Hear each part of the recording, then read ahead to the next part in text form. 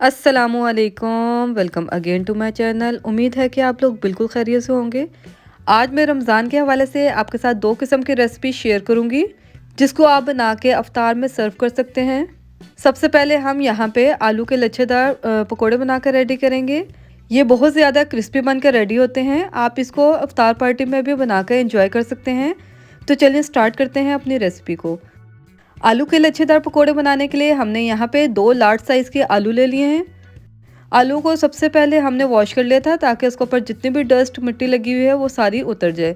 इसके बाद हम इन आलूओं को पील ऑफ कर लेंगे।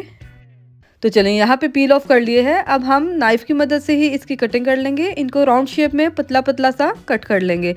अगर आपके पास आलू कट करने वाली मशीन है तो आप उसकी हेल्प से भी इसको कट कर सकते हैं। तो बस ये देखिए, इस तरीके से हमने आलूओं को कट कर लेना है। इतनी थिकनेस आपने रख लेनी है आलूओं की।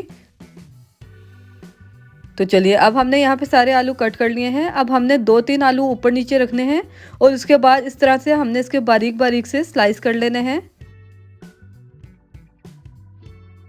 तो बस ये देखिए, इस तरीके से आपने इसकी बारीक बारीक सी कटिंग कर लेनी है।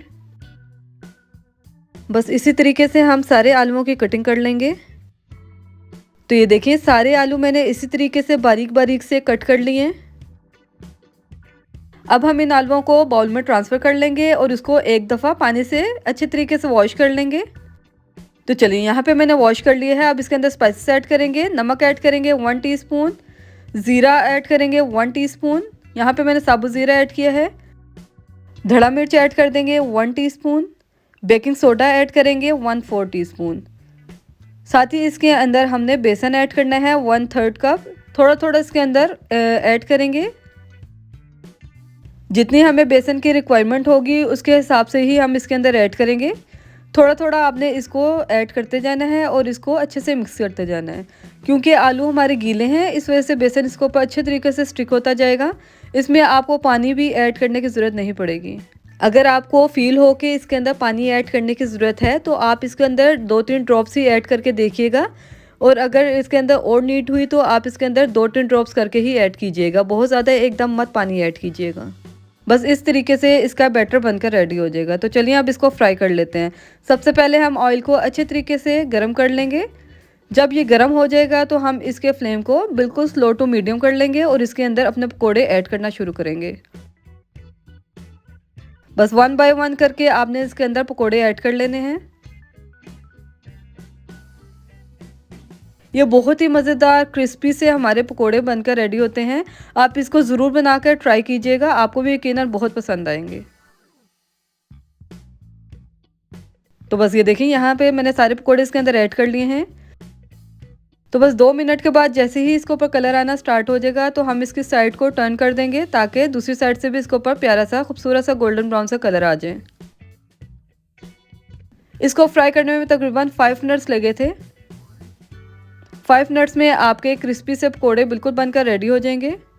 तो बस ये देखिए, यहाँ पे कितना प्यारा सा इसके ऊपर गोल्डन ब्राउन कलर आ गया है। अगर आपको मेरी रेसिपी पसंद आ रही है तो प्लीज़ एक लाइक ज़रूर कीजिएगा। साथ ही साथ इसको फ्रेंड्स एंड फैमिली में भी ज़रूर शेयर कीजिएगा। तो बस ये देखिए, इनके ऊपर कितना खूबसूरत सा गोल्डन ब्राउन सा कलर आ गया है। अब हम इसको ऑयल से सेपरेट कर लेंगे। मैंने रमज़ान के हवाले से बहुत ही ज़बरदस्त सी रेसिपीज़ अपने इस चैनल पर अपलोड की हुई हैं। आप ज़रूर जाइएगा और मेरे इस चैनल का विज़िट ज़रूर कीजिएगा। आपको वहाँ पे बहुत ही ज़बरदस्त सी और नई नई सी रेसिपीज़ देखने को मिलेंगी। आप भी इन रेसिपीज़ को ज़रूर ट्राई कीजिएगा और अफ्तार पार्टी में ज़रूर इनको बनाकर एंजॉय कीजिएगा। तो बस देखिए, सारे पकोड़े मैंने ऑयल से सेपरेट कर लिए हैं। तो चलिए, अब इनको डिश आउट कर लेते हैं। तो बस ये देखिए, यहाँ पे मैंने इनको डिश आउट कर लिया है। मैं आपको इसको कट करके भी दिखाती हूँ। तो ये देखिए, अंदर से बहुत ज़्यादा सॉफ्ट और ऊपर से बहुत ज़्यादा क्रिस्पी बनकर रेडी हुए थे। आप इसको केचप के साथ या ग्रीन चटनी के साथ भी सर्व कर सकते हैं। ये बहुत ही मज़ेदार से स्नैक्स बनकर रेडी होते हैं। आप इसको एक बार ज़रूर ट्राई कीजिएगा और मेरे साथ अपना फीडबैक भी ज़रूर शेयर कीजिएगा। तो चलिए, अब रेसिपी नंबर 2 स्टार्ट करते हैं। यानी कि यहाँ पे हम आलू चिकन के कटलेट्स बनाकर रेडी करेंगे। ये बहुत ही ज़्यादा लाइट वेट बनकर रेडी होते हैं। आप भी इसको ज़रूर अफ्तार पार्टी में बनाइएगा। तो चलिए स्टार्ट करते हैं अपनी रेसिपी को।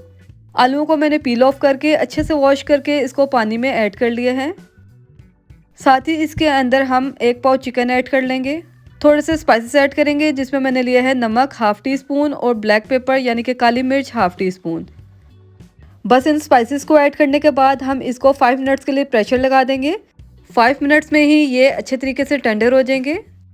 तो बस यहाँ पे आलूओं को मैं फ़ोर्क की मदद से अच्छे तरीके से मैश कर लूँगी। आपके पास अगर पोटैटो मैशर है तो आप उसकी हेल्प से भी इसको मैश कर सकते हैं।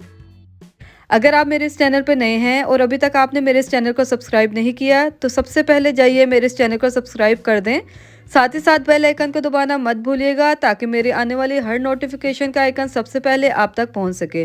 तो बस यहाँ पे जो चिकन हमने रेडी किया था उसके भी रेशे कर लेंगे, और इनके रेशे करने के बाद हम इसको भी आलू में ऐड कर लेंगे।